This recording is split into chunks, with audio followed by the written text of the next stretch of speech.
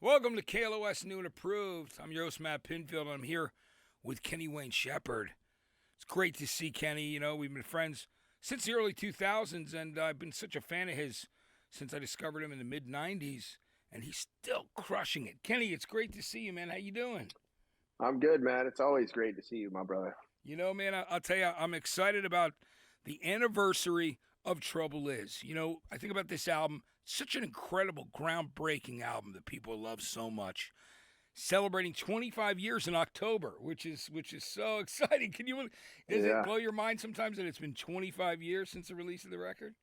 Yeah, it's really crazy. First of all, I mean, the first album, Lead Better Heights, we had incredible success with that record. And then to follow it up and top the success of the first album with the second album, that to me was impressive because everybody was talking about the whole sophomore slump thing, and I had no idea what they were talking about. I just knew that I had an opportunity and I was ready to like stake my claim and when we went in to make that second album. And what's amazing is like everybody made such a big deal about how young I was. So like my whole career being referred to as a child prodigy, and so much emphasis being put on my age that now that it's been 25 years since the second album came out, it's like I'm becoming an old man. I'm like 45 years old, and it's just interesting because my whole career was I was known for being this kid, and nobody can outrun the clock, right? And Yeah. so I'm almost middle aged now. It's crazy. It's amazing now, and you're raising your own kids. You know, you got a family of five children, and married, and you're Mm-hmm. you're just continuing the tradition. You know, we got to talk about that too, Kenny, because it's amazing. You know, you got your first guitar when you were about four, right? 3 or 4 years old. I mean, it was that you were Mm-hmm. that young. Yeah, my grandmother bought me these guitars from. She had the S&H Green Stamps catalog. For those of you who might be familiar with that, and you would buy stuff, and for however much money you spent, they would give you a certain amount of stamps, and you would collect them in these books, and then you could trade the books and the stamps in for things, right? And one of the things in the catalog was a acoustic guitar, a little plastic acoustic guitar with nylon strings, and so that was my first guitar. And I actually had several of those. I'd play them until they broke, and then she'd get me another one. And I learned how to play like "Smoke on the Water" and "Mary Had a Little Lamb" and things like that on those guitars until I finally got my first electric guitar at age 7. And that was after the story that everybody is well aware of, where I got to meet Stevie Ray Vaughan for the first time, and I watched him play from the side of the stage, and it just transformed my life. All I wanted to do was get my hands on an electric guitar and try and figure out how to play with that fire, and that passion that was coming out of his fingers and through that instrument. And it was all the inspiration I needed to get serious. Which is amazing. Was there? Did you? I mean, when you were introduced to Stevie, you were a kid. Did you talk to him after the show too, as well? No, I met him before the show, and it was really brief. My dad was the promoter, so that's how I had access. And my dad was in radio too. He was program director, general manager, and a DJ. So, but this was his festival, and he hired Stevie Ray Vaughan and Double Trouble to be the headliners that year. It's called the Louisiana Music Festival, and so that's how I got to go backstage, and that's how I kind of got access to meet Stevie. But it was before the show, and I got to sit on one of his amp cases on the side of the stage and watch the whole thing go down. I was just completely mesmerized. That's incredible. And one of the first times you actually ended up playing was with another guy, like around the time you were 14, brought you on stage to play. Tell me about him. Yeah, Brian Lee. So that's a guy. He was a blues player down in New Orleans, blind guitar player, amazing singer. Sounded a lot like a white version of Freddie King. Um, And we used to go down there and see him. He played at the old Absinthe House Bar on Bourbon Street down in the French Quarter, which at the time was the oldest original, bar down there in the quarter. And he would play there. He had a regular gig there. So we made regular trips down to New Orleans from Shreveport, Louisiana, where I'm from, to go watch Brian and his band play. And eventually, I had the opportunity to get up on stage and play with him. And because Brian was blind, I think it kind of, to be honest, and he admitted this in this documentary film that we did years ago, 10 Days Out. Um, you know, he admitted that the fact that he was blind, he didn't really see me, so he wasn't able to really kind of judge me based on how young I was or how I looked. He just gave me the opportunity to get up and play two songs on stage, and then I was supposed to get down, and he was going to go on with his show. But the reality was, is I did the two songs, and I tried to get off the stage, and he wouldn't let me get off the stage, and I ended up playing the whole night with him until like 3 o'clock in the morning, and I got my very first standing ovations. And that literally was the moment that I felt confident in trying to like move forward and pursue putting my own band together and, you know, actually doing something with music. It's incredible when you look back on that history, and then, putting the band together and doing Ledbetter Nights, the first record, which is such a cool album. When you first put that out, Kenny, did you? I mean, you obviously you touched on it before about the whole child prodigy thing. Were you blown away by the fact that people realized how much they loved that record and how great a player you were and just loved the songs? Let's talk about Yeah, that. well, so yeah, the timeline of what happened going back to that experience with Brian in New Orleans. I was 13 then. I went into the studio at age 14 and recorded my first demos, right? And then put my band together at 15 and signed my record deal by age 16. Then I recorded my first album when I was 17, the last 3 months of my senior year in high school. Graduated high school, went out on tour. The album came out in September of 1995, and the first single went to number 5 on the rock charts. And KLOS played the crap out of it, by the way. And thank you very much for that support. Which is great. Um, yeah, KLOS, and legendary, right? You know what I mean? It's one of the greatest stations in the country in rock history, and just playing and getting a lot of artists a shot really early on. Still do, which is really cool. I mean, it's got a perfect mix of classic rock and then playing new artists as well and everything. So I got to say that I love that, and I love being a part of it. Kenny, so that's amazing. So, one of the things that's great, I mean, I know it's jumping ahead to like 2007, but I love that in, the 10 Days Out, Blues from the Back Roads. I love that you actually play at Lead Belly's grave. I mean, can we right. talk about that moment? That was such a cool thing for me because I love Lead Belly, and I thought, so, Yeah. yeah. Can you talk a little bit about some of the things that were so exciting about that? Because when you took on that project, it started to be, a CD, DVD. Mhm. Tell me about coming up with that idea to meet and hang with all these old blues players, Howlin' Wolf's band, these guys. Let's talk about it. Yeah, so Jerry Harrison from the Talking Heads produced my second album, Trouble Is, and my third album, Live On, right? Yeah. And while we were, and actually, How I Go, I mean, he's produced several albums with me. I think we were working on the How I Go record, which was around, uh, I don't know. I must have been Live On, actually. So we were doing the Live On record, and he had an idea. His original idea was to go and find some old school blues musicians and go write some songs with them, right, for an album, and just kind of see what the creative process would bring, right? So that was the initial idea.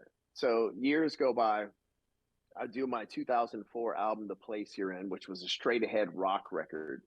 And it didn't really have any blues on it. But one of the reasons why I gave myself permission to do that album that way was because I knew this other project was in the works. And so Jerry and I put our heads together, and the idea evolved into, let's go find some the real deal original bluesmen, right? Let's go to them in their environment.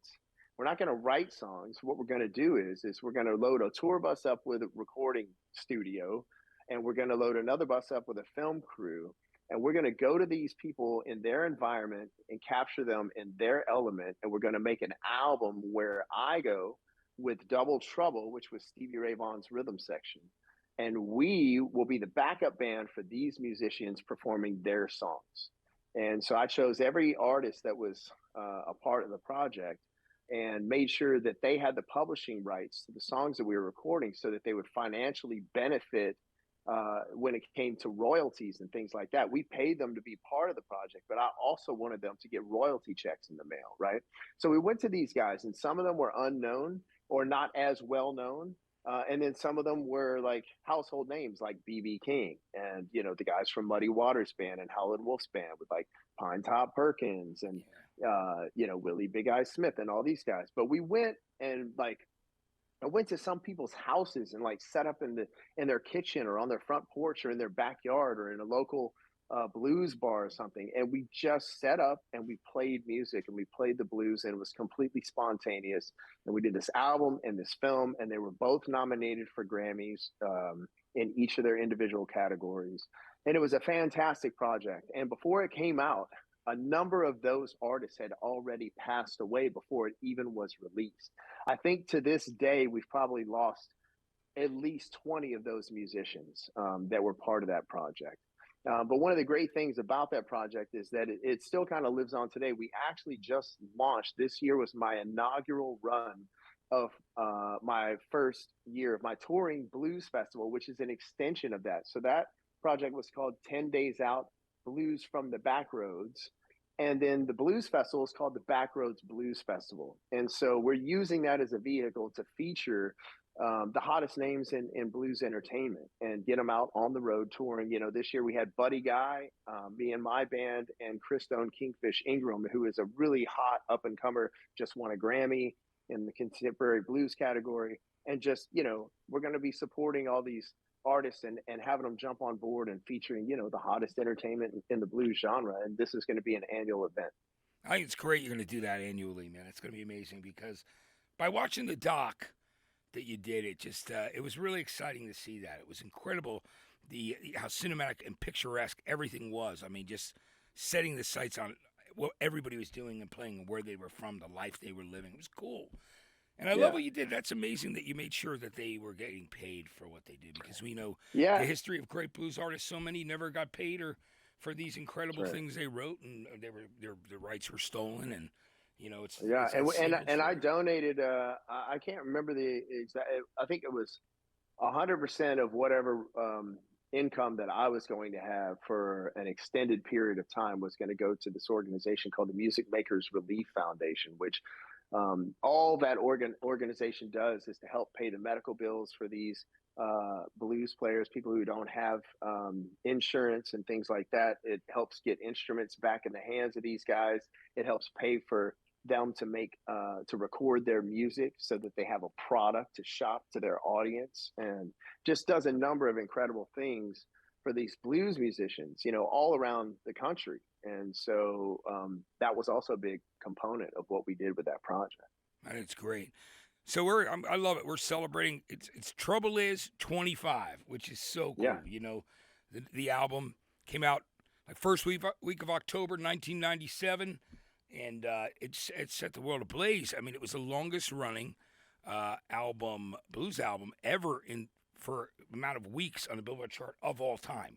And right. And at the time, so we did a number of singles. I think we did about 4 singles from that record. But at the time that we released Blue on Black, that thing set the record for the most weeks at #1 in the history of the rock charts. Now, a little while after that, you know, somebody came along and broke our record, but there was a time where we held the record for the most weeks at #1 in the history of the rock charts with the single Blue on Black. And it's inspired so many people. So many people love the song. And can we talk about the fact that Five Finger Death Punch covered it, or one of the biggest, you know, metal and hard rock bands out there right now, had a hit with it again because they love the song so much. Tell me how that came about, where they approached you to actually play on that. So yeah, I was actually out on tour with Van Halen on the very last Van Halen tour in 2015, and I kept getting these messages through my management that, you know, somebody from Five Finger Death Punch wanted to come out to one of the shows and meet me, and it just ended up not happening for whatever reason. But that was my the first time that it was on my radar that there was some connection being made there, right? So fast forward, I think it was a couple years later, and then I got word that Five Finger Death Punch is going to cover Blue on Black, and I thought, well, that's great. I mean, you know, because that's a song. I mean, you know, I'm not saying this because I'm the guy, because I wrote the song. I mean, I objectively look at it and I go, this is just a great song, and this song actually defies genres, right? Like, you could have a country artist could have a hit with it, a metal band could have a hit with it, a blues rock band could have a hit with it. I mean, just about anybody could record this song and do it in their own way, and it would work. So it made total sense to me. So they recorded it for their latest album at the time, and then they reached out again and said, "Hey, man, we're going to go in the studio, and we want to do a version of it and have you play on it." And I said, "Okay, great. I would love to do that." And then it just kind of grew into this thing where they reached out to Brantley Gilbert, and he came out and he sang like a verse on it. And then Brian May from Queen came and played a guitar solo on it, which I thought was so cool, man. Because like what I really enjoy hearing other guitar players, especially extremely talented ones, interpret my music. You know, it's always a thrill to hear, you know, where do they come from in the context of the song that I wrote.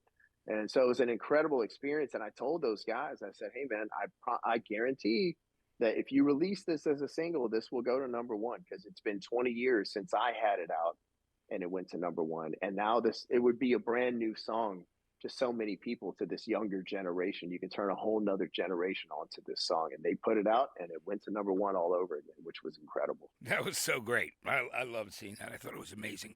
And that, excuse me, that brings me back to meeting Noah, your singer, and that. Can we talk about that relationship and how long that's been going on? Because it's pretty amazing. Can you tell everybody kind of how that happened and just discuss the longevity, and because that's one of those things, you know. Yeah, that was a complicated situation. So Noah actually came. So let's back up. First of all, when I signed my record deal, I was just a guitar player. But I was a kid who played blues music. But really, when it came down to it, and I was writing music, it was more like blues rock or contemporary blues, whatever you want to call it. There's definitely a lot of rock in what I was creating, but I didn't sing, because when I opened my mouth, I sounded like a kid. When I played my guitar, I sounded beyond my years, right? And the two didn't match up for me. And I had standards for my music. I had a vision for my music. And I was not able, my voice didn't cut it. My voice didn't make the cut from my standards. So I found somebody else to sing in my band on the first album.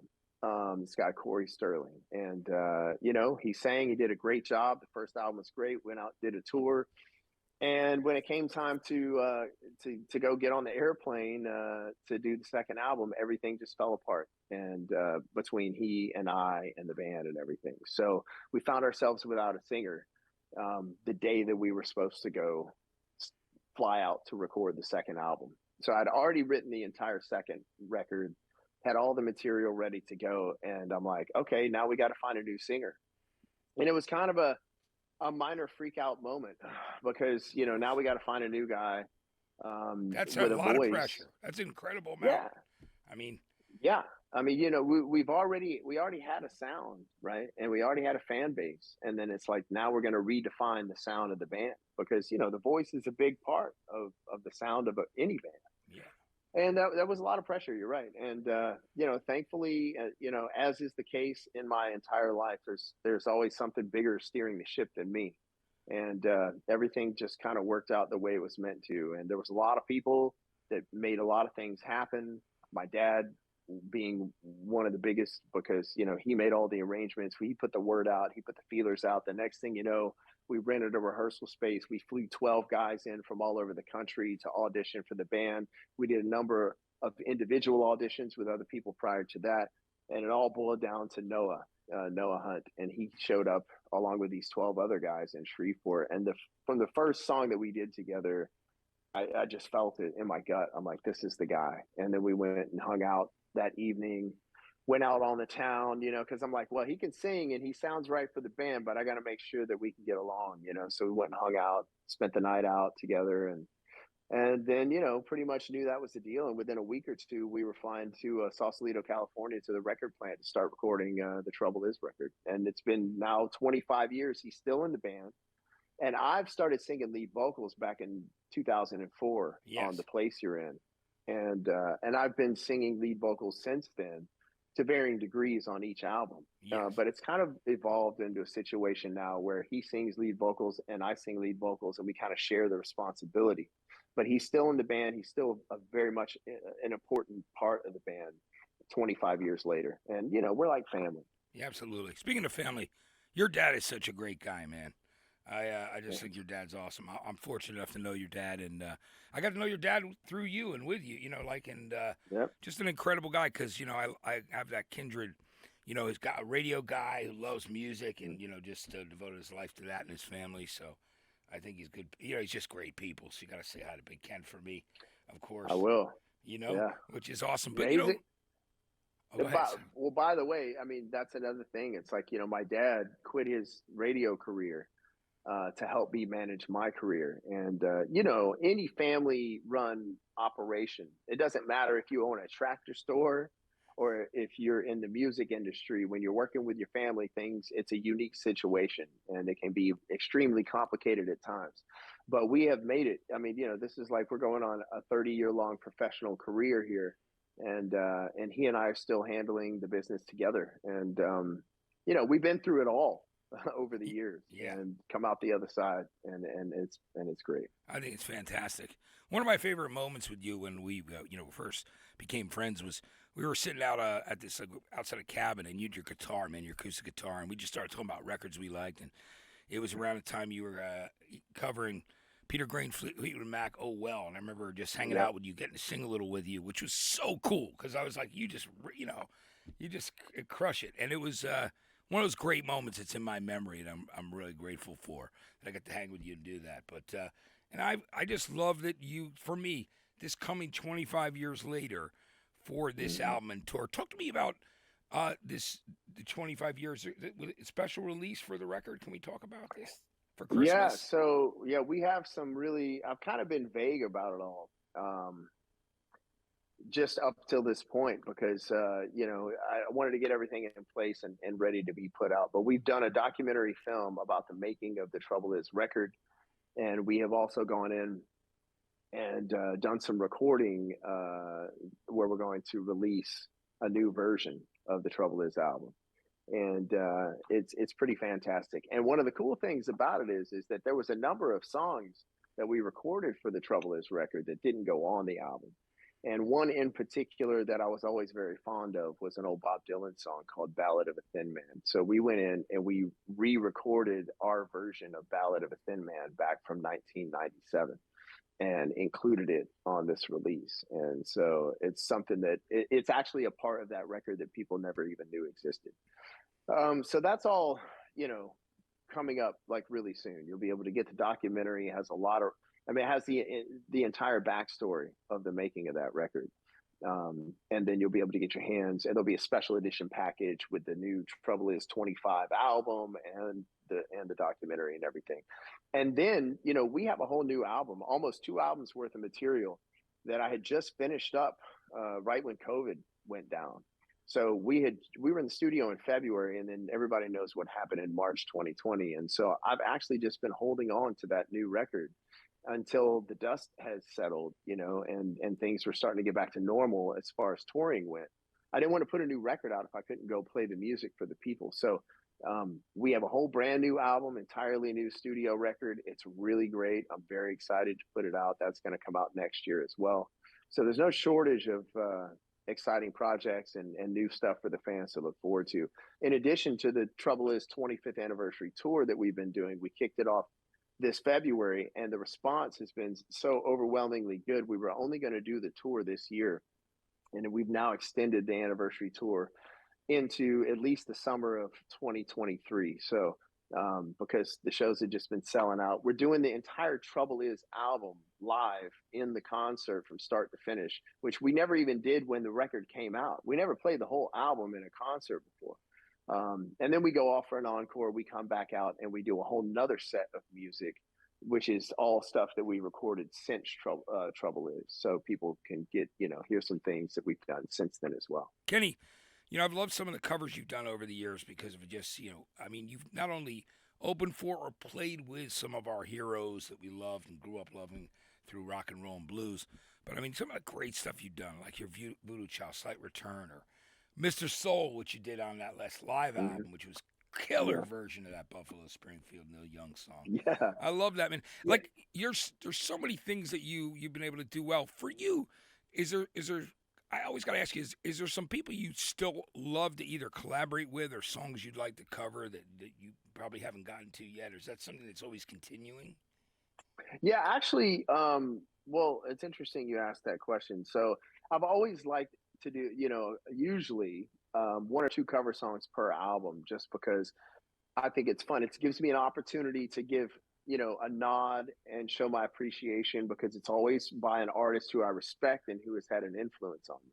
But also, it's obviously a song I feel that we can do justice and do our own version of, whatever it might be. And so we're actually going in the studio in October with Jerry Harrison because we had a number of songs that we've kind of just had sitting there for a few years now that are cover songs and Jerry's always great with coming up with like outside the box cover song ideas, like songs that you would go, wow, I never would have thought Kenny Wayne Shepherd would have recorded that song. Like when I did the Rides album with Steven Stills, with the side band that we had together, and Jerry produced that album, and he suggested that we do the Iggy and the Stooges song,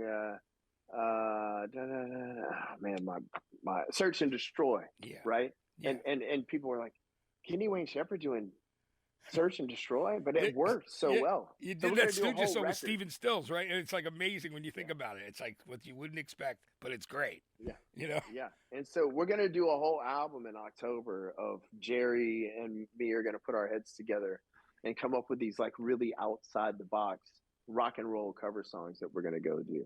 And what's amazing is you probably know so many of those musicians now because I mean I Oh just yeah. know your network of friends in music is huge because of all the touring you've done and just the people that you played with. It's great. It's really amazing to see.